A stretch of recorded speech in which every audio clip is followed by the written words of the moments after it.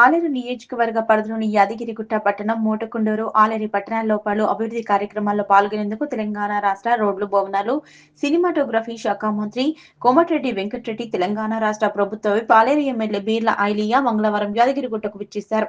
ఈ సందర్భంగా యాదగిరిగుట్ట శ్రీ లక్ష్మీనరసింహస్వామి వారిని దర్శించుకుని ప్రత్యేక పూజలు నిర్వహించారు. అనంతరం ఆలయ అర్చకులు ఆశీర్వచనం ఇవ్వగా వారికి లడ్డు ప్రసాదం, స్వామివారి చిత్రపటాన్ని ఆలయ అధికారులు అందజేశారు. ఈ కార్యక్రమంలో ఆలయ అధికారులు, ప్రజాప్రతినిధులు, పార్టీ నాయకులు, భక్తులు పెద్ద సంఖ్యలో పాల్గొన్నారు.